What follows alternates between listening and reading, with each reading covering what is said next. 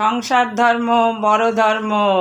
দেখুন ৪৭ বছর ধরে কি সুন্দর পালন করে যাচ্ছি। এই দেখুন গ্যাস ঝাঁঝকঝকে, চিমনি ঝাঁঝকঝকে, রান্নাঘর একদম ঝাঁঝকঝকে, বাসন এই দেখুন কি সুন্দর চকচক করছে। ঘর সব পরিষ্কার। এই দেখুন ডাইনিং, ওই বেডরুম একটি এখনো টুল নামাইনি, ঘর মোছার সময় তুলেছি। এই আরেকটা বেডরুম এখনো চেয়ার নামাইনি, একদম ঘর মোছার সুবিধার জন্য। এই হচ্ছে আরেকটা বেডরুম, একদম ঝাঁঝকঝকে ঝাঁঝকঝকে।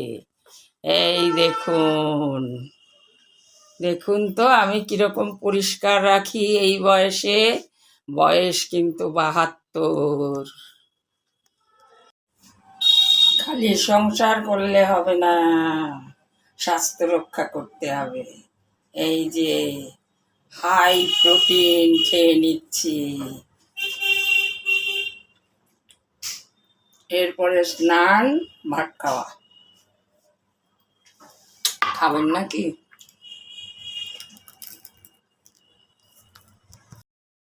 Good afternoon. মর্নিংয়ে আর আসি না, গরমে তাড়াতাড়ি কাজ সারছি।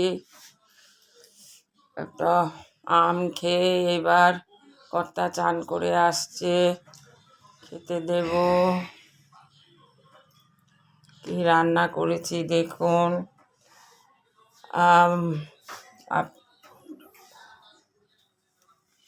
আমি বাঙাল শাশুড়ি বৌমা চ্যানেল থেকে শাশুড়ি মা করুণা চৌধুরী বলছি।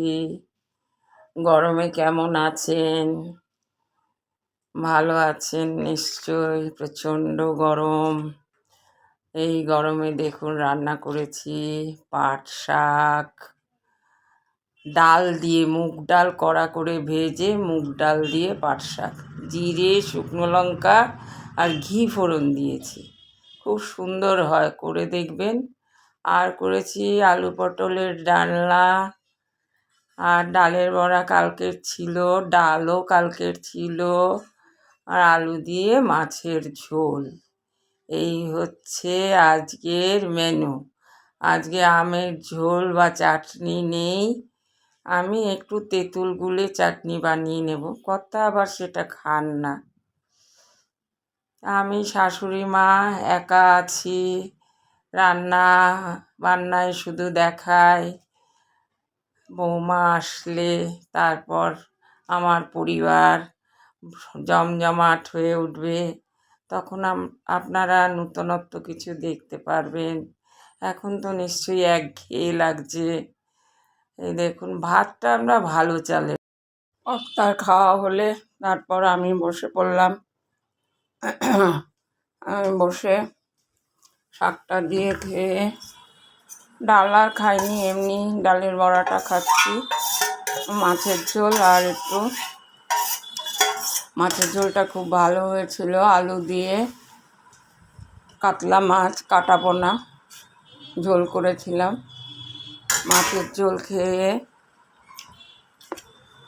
লাস্টে চাটনিও খাইনি, ওই আমের ঝোল খাইনি, দই দিয়ে দই নিয়ে নেব।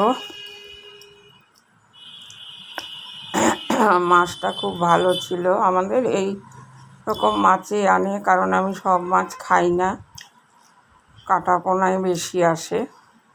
নাহলে পাবদা, বোয়াল, ফলি মাছটা খাই।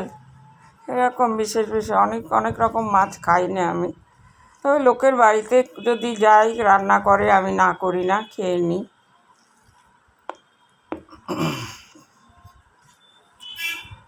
মাছ দিয়ে খাচ্ছি, মাছের ঝোলটা খুব ভালো হয়েছে। নিজে রান্না করে নিজেই প্রশংসা করছি। এবার দই দিয়ে খাবো। খাওয়ার শেষে একটু দই আমি রোজই খাই, কোনো দিন ভাত দিই, কোনো দিন এমনি খাই, ঘরে পাতা দই। রোজ আলাদা বাটিতে পাতি, একই বাটিতে রোজ রোজ পাতি না, তাতে দইটার টেস্টটা ভালো থাকে। আর কাচের বাটিতে সবসময় দই পাতি। আমি চাটনিও কাচের বাটি ছাড়া রাখি না, রাখতে নেই।